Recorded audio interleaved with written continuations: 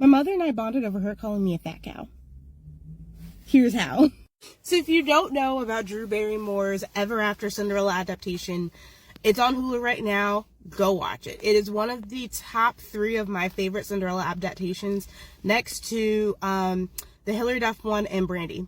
So unless you like any of those 3, don't talk to me because every other one sucks. Anywho, if you know the scene, it's the scene where Danielle finally confronts her evil stepmother and basically says that the sister can't wear her dress and she'd rather die 1,000 deaths than to see her mother's dress on a fat cow. Basically, the synopsis of it, but the scene is way better than what I'm talking about. I used to be a ballerina, and I used to be one of the chunkier ballerinas in the room. I would try everything. I had a big butt. I had a little bit of a belly. I had curves. But you know what? I was in the studio every single day working my tushy off. And there was one day, I just couldn't stand it. I was so frustrated. I don't even remember what it was. I was so darn frustrated. I went to my mom, and she just was not telling me what I needed to hear.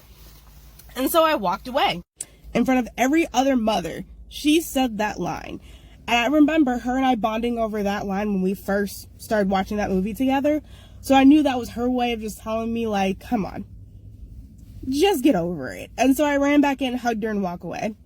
But I think the funniest part was the mom's reactions after that point. They literally looked at my mom and was like, did you just call your daughter a fat cow and she accepted it? What? In which I told them, yes, I did, and walked away. And my mother and I laugh to this day about that movie. Because that movie, again, like I said, is not about Cinderella waiting for a man to come save her. She saved not only herself, she saved her family, and she became a motherfucking princess for being her goddamn self. So yeah, go watch Drew Barrymore's Ever After. And Drew Barrymore, if you ever see this, thank you for giving me a movie that my mother and I can bond with.